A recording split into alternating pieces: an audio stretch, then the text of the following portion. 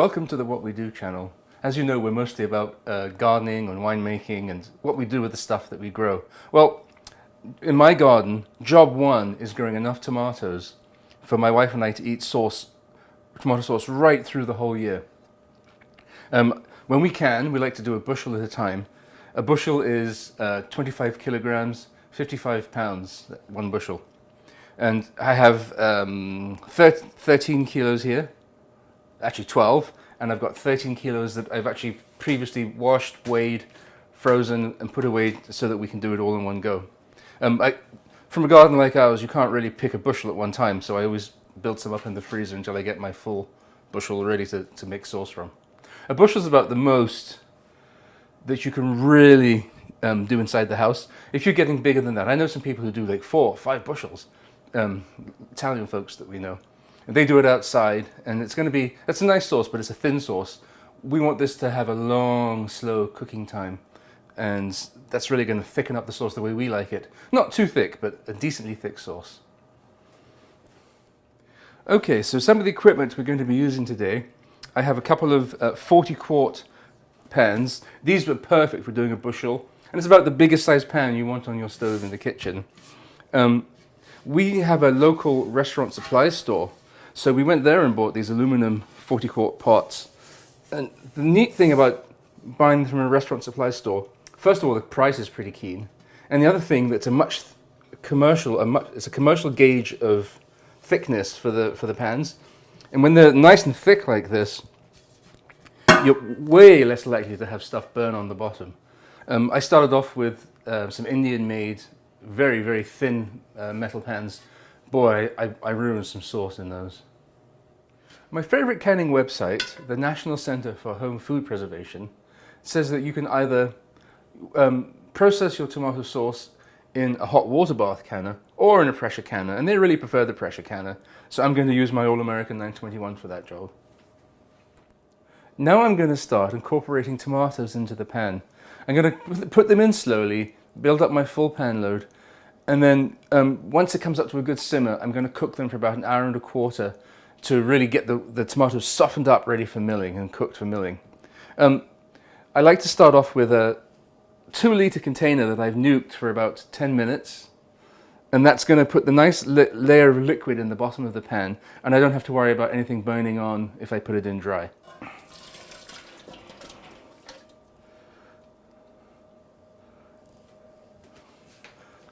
To ignite the flame and away.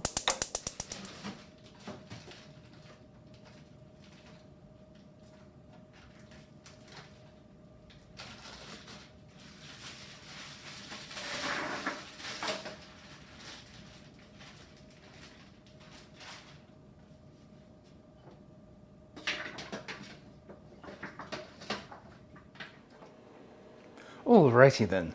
The next step is going to be milling the sauce to remove the seeds and skins. For many, many years, I got by with a food mill like this, a Moulinex, and it worked fine, but once I started getting towards doing a bushel, it got to be an awful lot like hard work. And so I thought to myself, okay, it's time we're going to switch to a proper machine. This is a Leonardo Billy, made in Italy. And I really am amazed how much more stuff I'm getting out of the tomatoes with this. All you get is a bit of dry skin and all of your pulp and your juice come through. It's a great machine.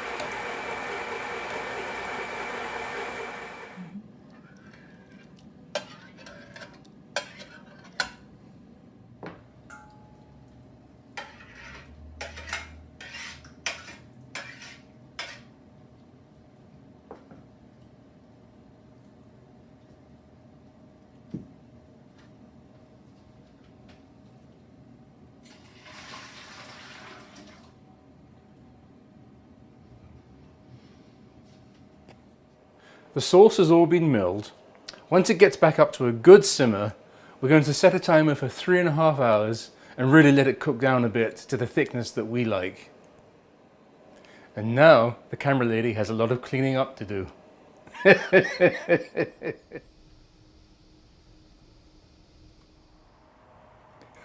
The sauce has finished its cooking down. It's reached a nice thick consistency, relatively thick. The jars are all ready, they're washed. Each litre jar or quart jar has 2 tablespoons of bottled lemon juice and a teaspoon of salt. The pint jars, the half-litre jars, have half that. The reason for the salt is totally up to you. You don't have to have it, or you can have it. It's just for flavour. The lemon juice is very important because tomatoes are right on the edge for what is safe to can with their acidity level. So when you put a couple of tablespoons of bottled lemon juice, you're bringing the acid down a little bit. That's lowering the pH, actually raising the acid up a little bit and making it safer to can. The reason we want to use bottled lemon juice is that they always bottle it at a known acidity level.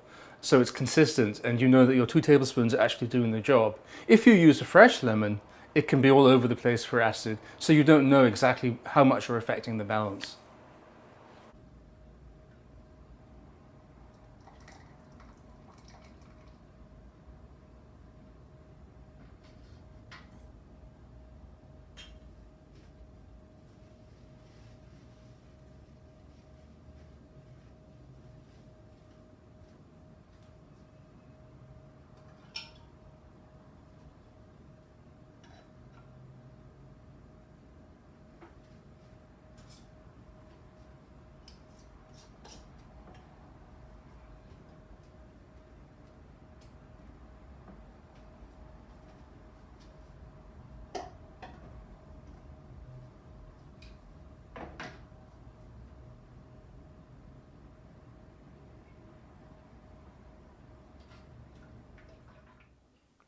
So I canned these in my pressure canner at under 10 pounds of weight for 15 minutes. That's according to the National Centre for Home Food Preservation. You can also do it just fine in a hot water bath canner, 40 minutes for a quart and 35 minutes for a pint. Thank you for watching the What We Do channel and have a great day.